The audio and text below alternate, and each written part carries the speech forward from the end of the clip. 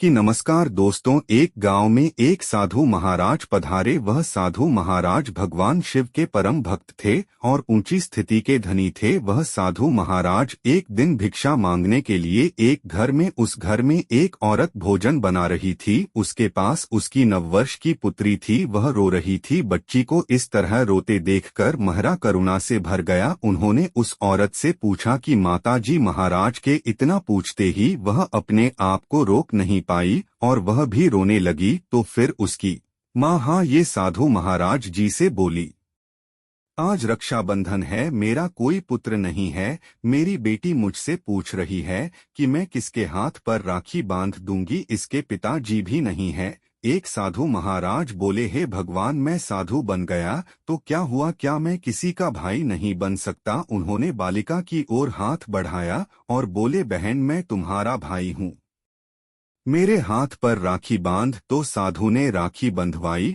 और लीला नाम की उस लिका के भाई बन गए। लीला बड़ी हुई और उसका विवाह हो गया। कुछ वर्षों के उसके पेट में कैंसर हो गया। अस्पताल में ली अंतिम सांसें गिन रही थी। घर वालों ने सकी अंतिम इच्छा पूछी तो ने कहा, किसे मिलना चाहती हूँ मेरे को। साधु महाराज जैसे ही अस्पताल के कमरे में प्रवेश किया उसी समय जोर जोर से बोलने लगी, हो एक तरफ भगवान कहाँ है, भगवान से कह दो कि तो लीला की पीड़ा हर लो या प्राण ले। अब मुझसे कैंसर की पीड़ा सहन नहीं होती। लीला लगातार अपनी प्रार्थना दोहराए जा रही थी। महाराज के पास पहुँचे और कुछ क्षणों के लिए उन्होंने अपनी आंखों को बंद किया, फिर अपने कंधे पर रखा वस्त्र लीला की ओर देखा और बोले, जब वह तुम्हारे प्राण कर लें। उनका बोलने वस्त्र और उठकर खड़े हो गया कि लीला बोल उठी, कहाँ है कैंसर? मैं एकदम ठीक हूँ, घर चलो। लीला की जांच की गई तो कैंसर का नामो निशान नहीं मिला। घर आकर साधु महाराज ने हंसकर पूछा, लीला मर जाती तो मुझे अपने दोनों बच्चों की याद आ रही थी, उनकी चिंता हो रही थी। महाराज ने कहा कि प्रभु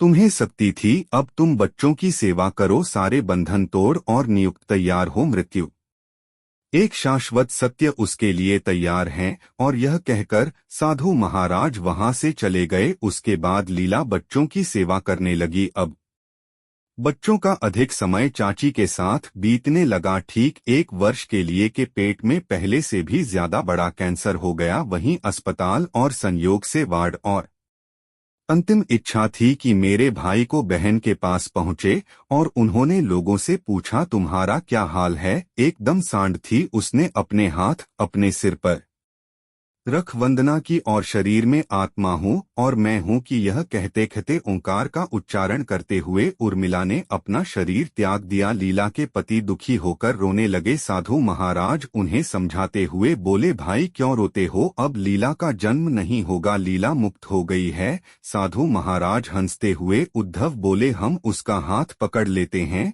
उसे मुक्त करके ही छोड़ते। यह सुनकर लीला के पति थोड़ा कम हुआ। उन्होंने महाराष्ट्र पूछा, महाराज गत वर्ष तक कैसे ठीक हो गई थी? आपने क्या किया था? गत वर्ष ने बार बार मुझसे पीड़ा हरने के लिए प्रभु से प्रार्थना करने को कहा था। मैंने अपने प्रभु से कहा, हे भगवान, अब तक मेरी आधी इस क्षण के बाद, जब वह आपकी बहन है, अब आप ही भालिए। यह सब महादेव पर छोड़ते प्रभु ने अपनी बहन को ठीक कर दिया। यह है प्रभु पर छोड़ने की महिमा। ऐसे ही दोस्तों, आपके जीवन में कोई ऐसी समस्या, दुख, मुसीबत आए जिसका आपके पास कोई हल हो, आप भी घबराना नहीं, बल्कि किसी एकांत स्थान में जाकर भगवान के चरणों में प्रार्थना करके सब कुछ उनको सौंप देना और शांति तथा मुक्त हो जाना। फिर परम हितैषी परमात्मा करेंगे जिसमें आप मंगल होगा। कहानी को तक के लिए धन्यवाद दोस्तों।